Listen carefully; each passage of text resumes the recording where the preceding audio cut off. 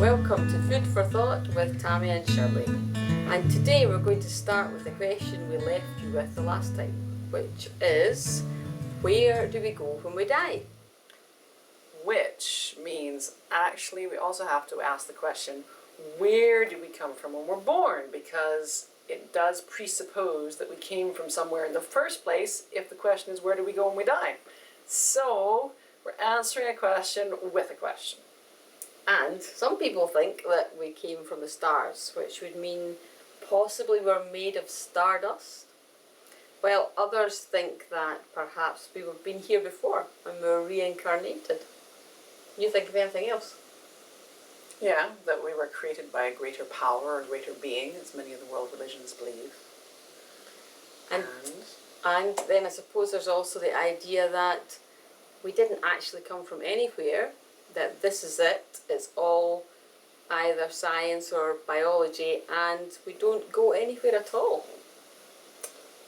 Yeah, although, when you say science, that's kind of a grey area, because science has proven that there's 11 different dimensions. So if there's 11 different dimensions, but we just can't access them yet, then maybe we did come from somewhere first before we came to this dimension. So possibly another question would be, do we have a soul or not? Because if we came from another dimension, and if we came from somewhere else, and if we go somewhere else after we die, obviously we didn't always have our bodies. So what is that other part of us? Wow, that's profound. It's profound.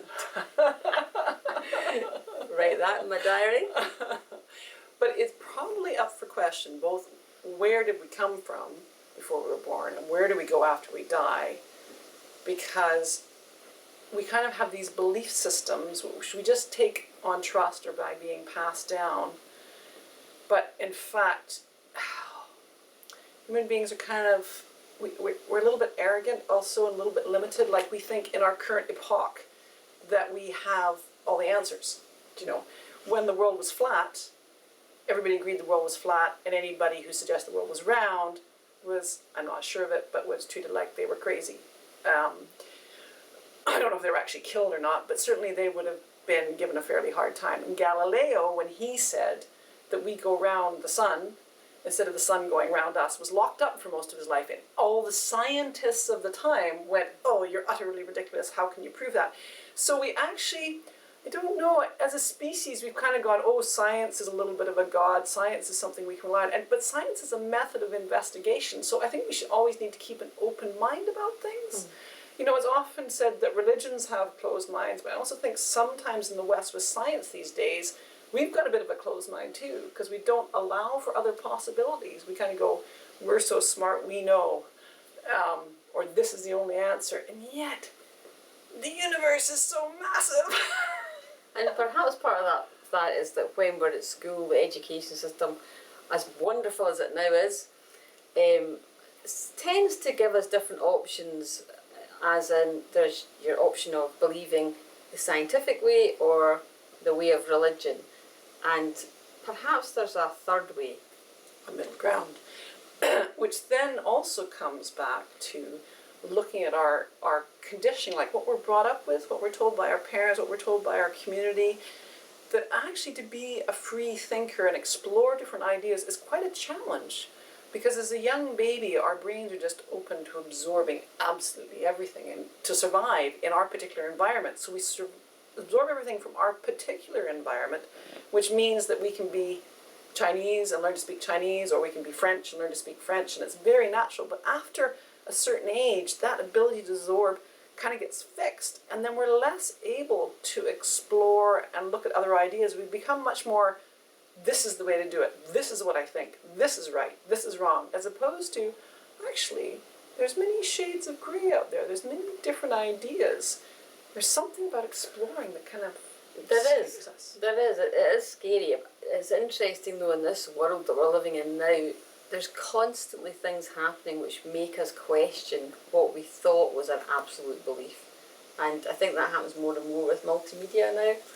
I was watching something the other day that talked about someone who grew up in China, and then had an accident and went into a coma. And when they awoke, they couldn't speak Chinese anymore, but they could speak a completely different language. It was a European language. And there was no explanation for it at all, but they were fluent in the European language. And apparently that happens in other places and has happened quite a number of times. So, these things occur which we cannot explain in a scientific or a physical way. Yet. Yes. And that's the thing, is we need to leave much more room for exploration and question. Because I think we've kind of made science a religion in the West, but we forget that scientists are also human. And so scientists have their bias, and scientists are funded by different people. So there can be, even a scientist can get kind of fixed attitudes and not allow, in science there can often be little anomalies all over the place, and everybody says, oh, that's an anomaly, that's an anomaly, that's an anomaly, until there's too many anomalies, and they go, oh, now we have to change the theory, because actually all these anomalies all hook up. So it's allowing room for those other questions. Okay, well, what is possible? What is happening? Do you know? Yeah, and just as in religion, there can be fixed belief systems that it's very difficult for people to break out of. And so I would like to ask another question, which is, do you have space in whatever your understanding is, which allows for growth, development, change, spontaneity, or do you have a fixed belief system? Which is a real challenge. It's a real challenge to look at that. A real challenge to look at that.